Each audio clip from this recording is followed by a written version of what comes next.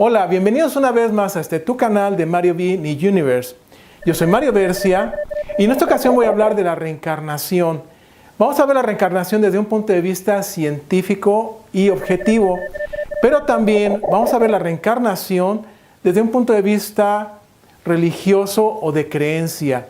Y en esta parte Jesús hizo mención en la Biblia de algo que podría ser que él sugiere que la reencarnación existe.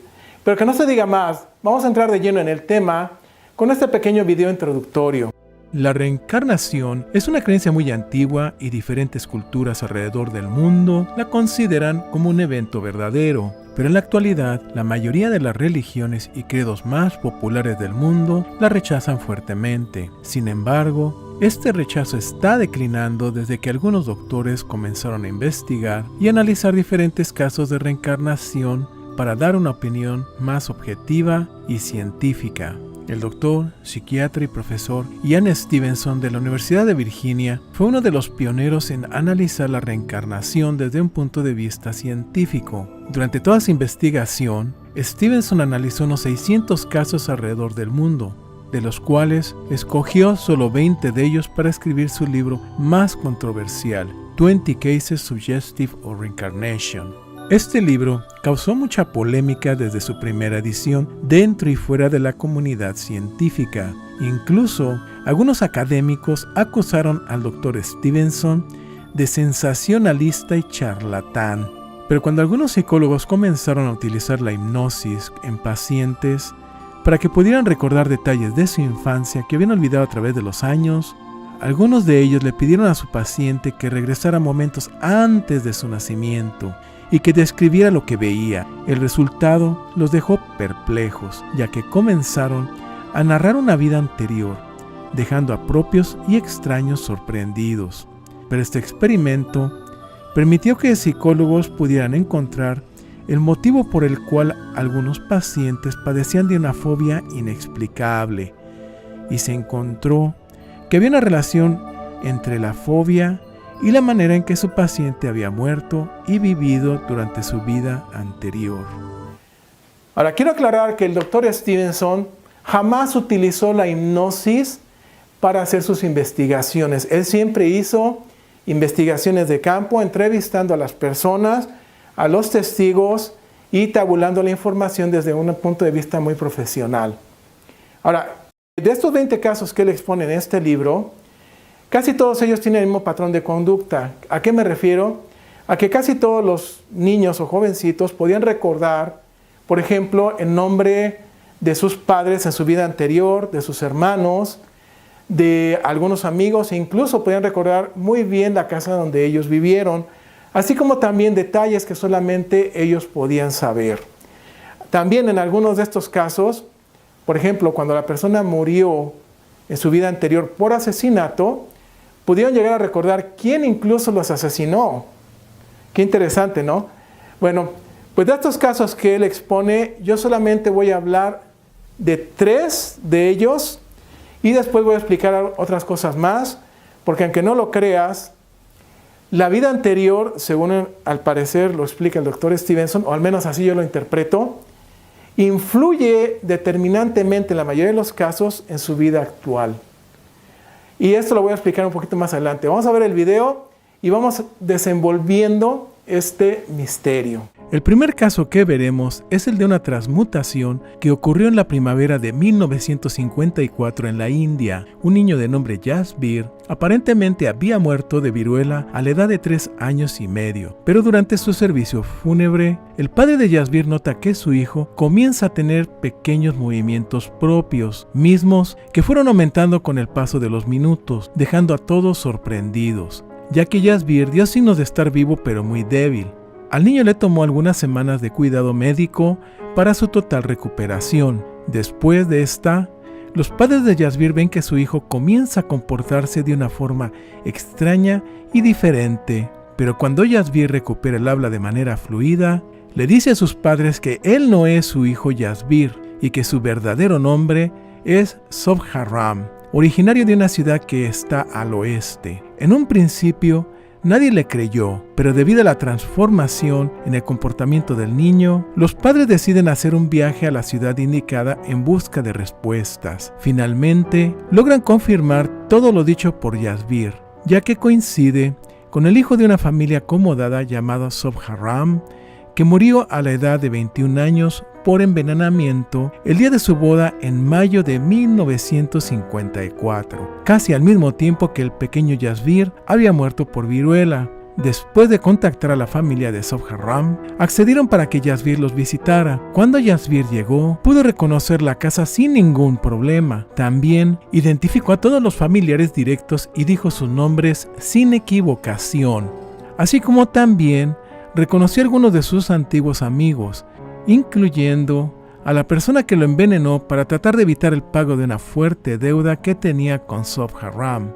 Con el paso del tiempo, Yasbir continuó su vida normal y visitó ocasionalmente a la familia de Sobharam, pero el afecto familiar y los recuerdos de su vida anterior se desvanecieron un 50% con el paso de los años. El Dr. Stevenson entrevistó a Yasbir en 2 ocasiones, cuando aún era un niño y después cuando ya era un adulto de 20 años. En su última entrevista, Yasbir le confesó al Dr. Stevenson que después de morir envenenado como Sobharam, durante su corta estancia como espíritu, tuvo un encuentro con un hombre celestial, ángel o santo, y este fue el que le indicó que debía regresar a la vida encarnando el cuerpo del pequeño Yasbir, que ya había muerto de viruela. Pero el Dr. Stevenson menciona que Yasbir no fue el único que describió un encuentro con este personaje celestial durante su estancia como espíritu. También en otros casos que él investigó de personas que habían reencarnado, también aseguraban haber tenido el mismo encuentro con este ser celestial.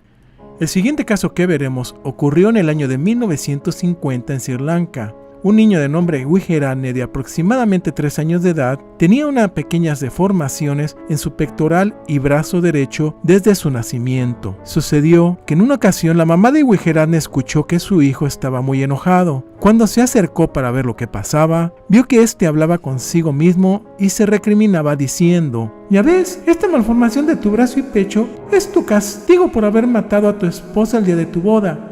Y entonces el niño comenzó a narrar detalles de cómo había cometido el crimen. La madre, al oír esto, quedó perpleja y corrió con su marido para comentarle. El esposo no podía creer lo que su esposa le estaba diciendo, ya que este relato coincidía con una tragedia que le pasó a su hermano Retran Hamid hace unos 30 años atrás.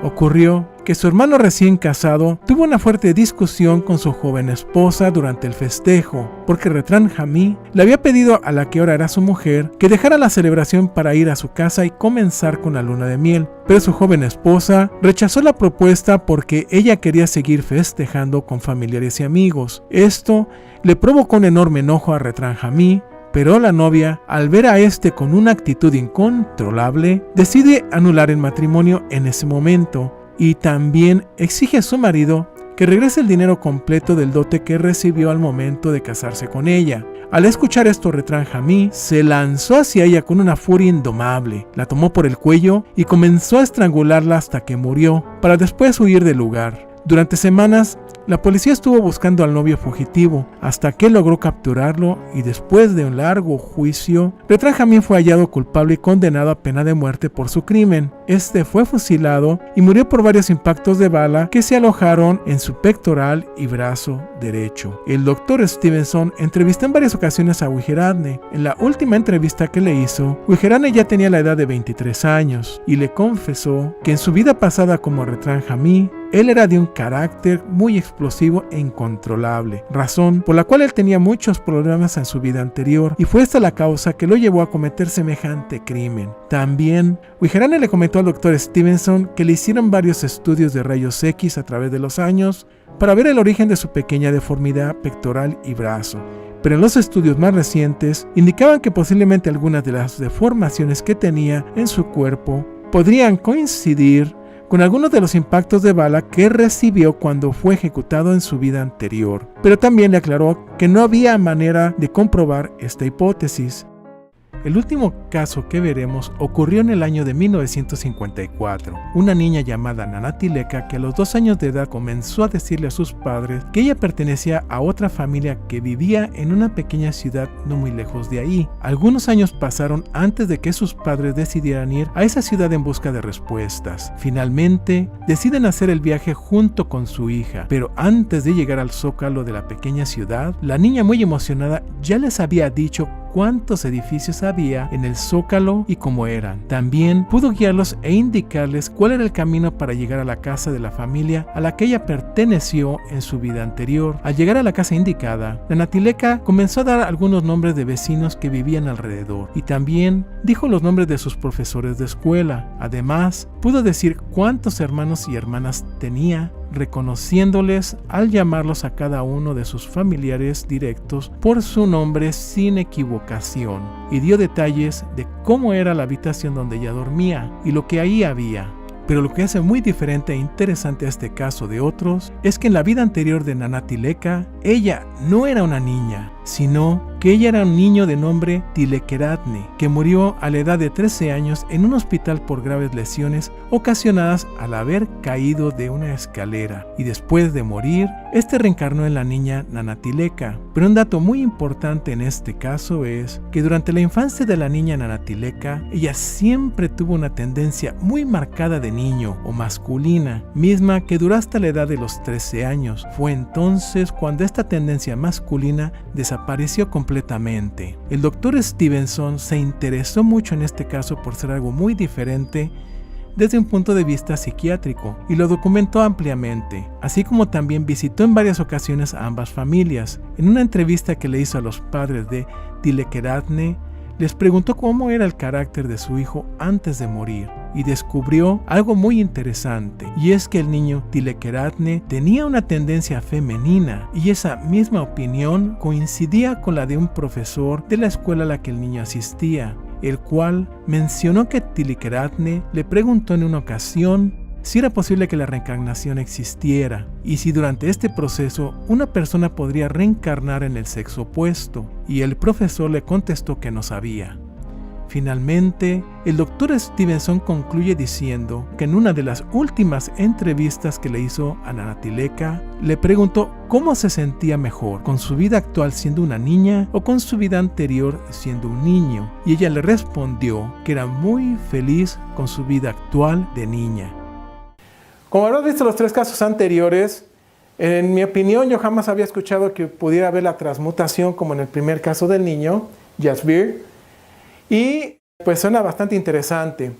Por otro lado, en el caso del niño que nace con esas deformaciones y que de alguna manera coinciden esas deformaciones con los impactos de bala que tuvo en su vida anterior cuando fue ejecutado, es algo bastante extraño porque el doctor Stevenson enmarca por lo menos otros 2 casos similares. Por ejemplo, hay una persona que muere en su vida anterior por acuchillamiento y ese niño nace con pequeñas como cicatrices en el abdomen. Hay otra persona que supuestamente reencarnó en Alaska y él decía que él había muerto en su vida anterior por una flecha. Y curiosamente, este niño también tenía unas marcas del lado derecho en su abdomen donde supuestamente la flecha entró, penetró y pasó. Tenía una marca adelante y otra en la parte de atrás de la espalda. Así que todo indicaría que, según las investigaciones del doctor Stevenson, la vida anterior influye sobre tu vida actual. Y también la manera en cómo moriste en tu vida anterior influye, pero no en todos los casos es igual. Por ejemplo, hay otro caso donde hay una persona que es en su vida anterior un hombre de negocios y como segunda lengua él aprendió el inglés.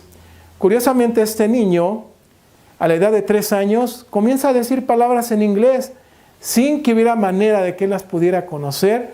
¿Por qué? Porque él vivía en un ambiente rural de 1950 aproximadamente, en donde no había manera de que él pudiera haber escuchado esas palabras. Así que hay otro caso que también menciona el doctor Stevenson, de un niño que incluso habla inglés cuando esa no era su lengua materna. En fin, todo indica que cuando una persona, por ejemplo, es hábil en la música en su vida anterior, o fue músico, en su nueva vida se le facilita o es muy hábil en esa rama. Y así pasa consecutivamente en diferentes áreas. Por ejemplo, había otra persona que era muy buena para pescar y todo lo que se refería a la cacería, y en su vida anterior, al parecer, él había sido un cazador. En fin, todo indica que la vida anterior influye en tu vida actual y también los traumas, porque, por ejemplo, hay una persona que muere ahogada y esa persona en su vida nueva o actual, esta persona le tiene miedo al agua y no soporta ni siquiera sumergirse o estar cerca del agua. Ya con el tiempo logró quitarse esa fobia y pudo incluso entrar a nadar.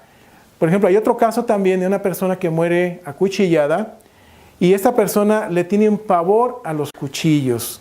Entonces, de alguna manera u otra, en algunas personas, no en todas, la vida anterior, como la vivieron y cómo murieron, puede afectar en su vida actual, sobre todo en fobias y en otras ramas o áreas que no tendrían explicación a nivel psicológico. Pero bueno, esto es lo que expone el doctor Stevenson en sus 20 casos. Y vuelvo a insistir, el doctor Stevenson jamás utilizó la hipnosis para sus investigaciones. Él siempre usó la investigación de campo con testigos, recolección de información y documentos.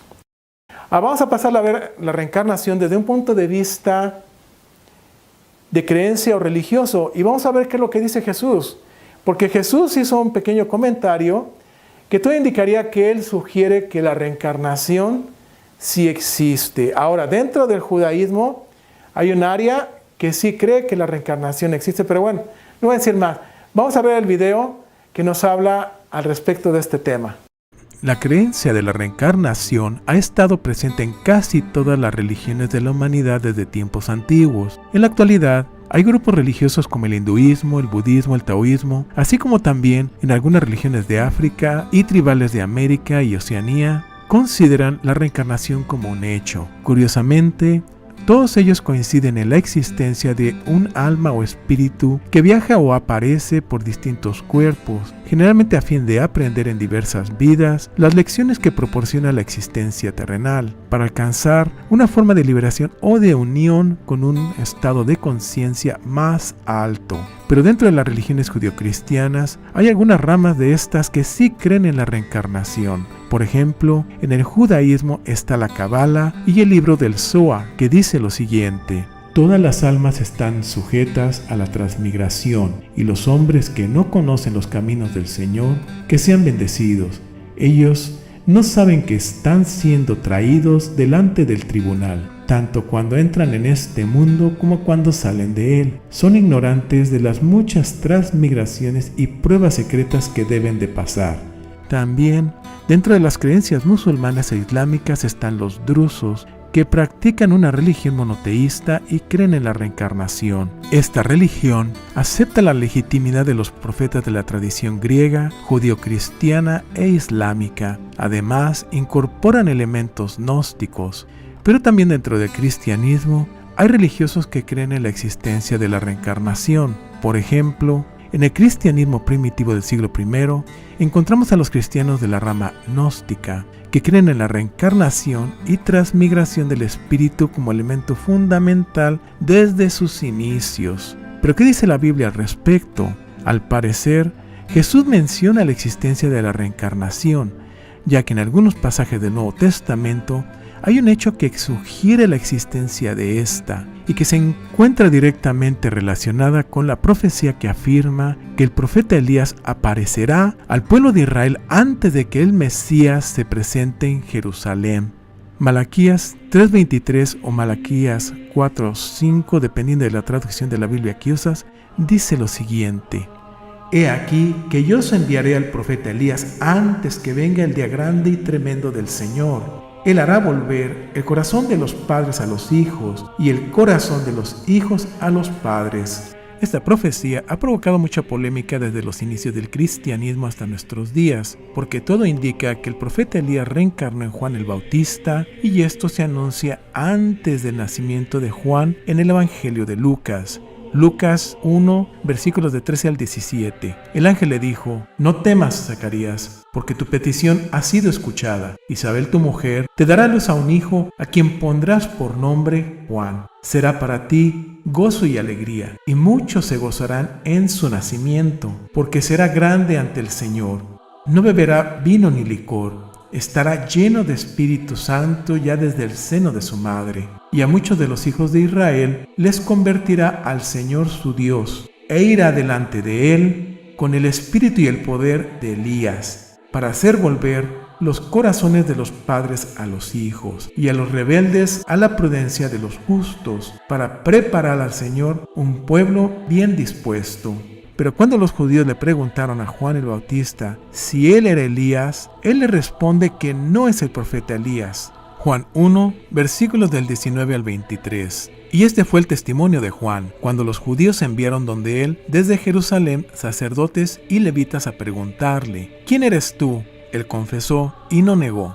Confesó: Yo no soy el Cristo. Y le preguntaron: ¿Qué pues? ¿Eres tú Elías? Él dijo: No lo soy. ¿Eres tú el profeta? Respondió: No. Entonces le dijeron: ¿Quién eres, pues, para que demos respuesta a los que nos han enviado? ¿Qué dices de ti mismo? Dijo él: Yo soy voz del que clama en el desierto. Rectificar el camino del Señor, como dijo el profeta Isaías.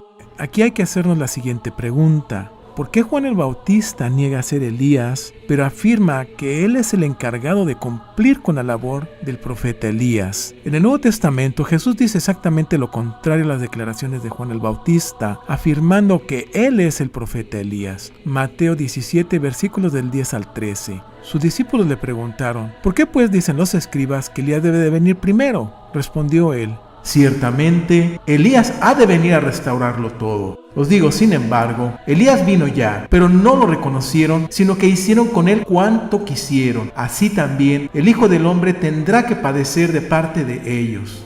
Entonces los discípulos comprendieron que se refería a Juan el Bautista. Marcos 9, versículos del 11 al 13. Y le preguntaban: ¿por qué dicen los escribas que Elías debe venir primero? Él les contestó: Elías vendrá primero y restablecerá todo. Mas, como está escrito del Hijo del Hombre, que sufrirá mucho y que será despreciado. Pues bien, yo os digo, Elías ha venido ya y han hecho con él cuanto han querido, según estaba escrito de él. Pero Jesús nos hace una aclaración muy fuerte y tajante, al afirmar que Juan el Bautista es Elías en el siguiente evangelio. Mateo 11, versículos del 7 al 15. Cuando estos se marchaban, se puso Jesús a hablar de Juan a la gente. ¿Qué salisteis a ver en el desierto? ¿Una caña agitada por el viento? ¿Qué salisteis a ver sino un hombre elegantemente vestido? No, los que visten con elegancia están en los palacios de los reyes. Entonces, ¿a qué salisteis? ¿A ver a un profeta? Si os digo, y más que a un profeta. Este es de quien está escrito: He aquí que yo envío mi mensajero delante de ti, que preparará por delante tu camino. En verdad os digo que no ha surgido entre los nacidos de mujer uno mayor que Juan el Bautista. Sin embargo, el más pequeño en el reino de los cielos es mayor que él. Desde los días de Juan el Bautista hasta ahora, el reino de los cielos sufre violencia y los violentos lo arrebatan, pues todos los profetas, lo mismo que la ley, hasta Juan profetizaron. Y si queréis admitirlo, él es Elías, el que iba a venir. El que tenga oídos, que oiga. Vamos a analizar un poquito lo que acabamos de ver. Número 1, ¿por qué Juan el Bautista niega que él es Elías? Pues es muy simple. Porque le ocurre lo que nos ocurre a todos cuando retornamos, olvidamos nuestra vida pasada. Más sin embargo, parte de nuestra vida pasada influye en lo que somos ahora, como ya lo había mencionado anteriormente, y en el caso de Elías y Juan el Bautista no es una excepción. Juan el Bautista viste como Elías, o al menos la descripción en la Biblia es la misma, y el mismo Juan el Bautista dice: yo soy la voz que clama en el desierto, asumiendo el rol o la tarea del profeta Elías. Por lo tanto, en mi opinión, él era Elías. Ahora, si él no es Elías, muy simple, Jesús no es el Mesías. ¿Por qué? Porque esa profecía se tenía que cumplir y se cumplió, simple y sencillamente, se cumplió a nivel divino, mas no a nivel humano. Ahora, si Jesús en 3 ocasiones afirma que Juan el Bautista es Elías, ahora yo te pregunto, ¿quién tiene más potestad? ¿Jesús o Juan el Bautista? Es obvio, Jesús. Ahora vamos a hacer la misma comparación. El ángel que le anuncia al padre de Juan el Bautista, a Malaquías, que su hijo tiene el espíritu y el poder de Elías. Entonces, te vuelvo a hacer la misma pregunta. ¿Quién tiene más potestad, el ángel o Juan el Bautista? Jesús no lo aclara, porque Jesús dice, no ha habido hombre nacido de mujer más grande que Juan. Más sin embargo, Juan es el más pequeño en el reino de los cielos. Por lo tanto, el ángel tiene más potestad que Juan el Bautista. Ahora, yo con esto termino el tema de la Biblia. Y no voy a hablar de la hipnosis, no voy a profundizar en este tema debido a que la hipnosis tiene mucha contradicción y hoy en día hay muchos que la apoyan, otros no. En mi opinión es verídica, pero puede ser influenciada. Más sin embargo, yo conozco personas que por medio de la hipnosis han podido recordar vidas pasadas, pero vuelvo a insistir, es un tema un poco más complicado y por eso elegí al doctor Stevenson, porque es una investigación muy diferente a lo que sería la hipnosis. Y por esa razón yo no quiero hablar de la hipnosis porque se puede influenciar. Y yo doy la recomendación de que si alguien va a tomar una clase de este tipo, jamás vaya solo y siempre tenga a una persona adulta que lo esté vigilando, que sea amigo de esta persona, por supuesto. Bueno, yo con esto termino el video, pero no sin antes darte 2 reflexiones. Número 1, recordarás que en el video que tengo en mi cuenta de YouTube, que es del Rabino Kaduri, el Rabino Kaduri dice que el Mesías ya está en la tierra, más sin embargo, él no sabe que él es el Mesías. ¿Por qué? Porque está aplicando la ley del retorno de todos y humildemente el Mesías está aceptando venir como cualquier persona. Entonces, esa sería la explicación de por qué el Rabino Kaduri dijo que él no sabía que él es el Mesías. Claro, a su debido tiempo, él va a recordar todo, pero no en este momento, al menos, no sé, creo que todavía no es todavía no llega ese tiempo. Tienen que pasar muchas cosas al respecto. Y la segunda conclusión es la siguiente, y son las palabras del mismo Jesús, que dice Mateo 11, versículos 14 y 15. Él es Elías, el que tenía que venir. El que tenga oídos, que oiga. Yo soy Mario Bercia, espero que te haya gustado el video y hasta la próxima.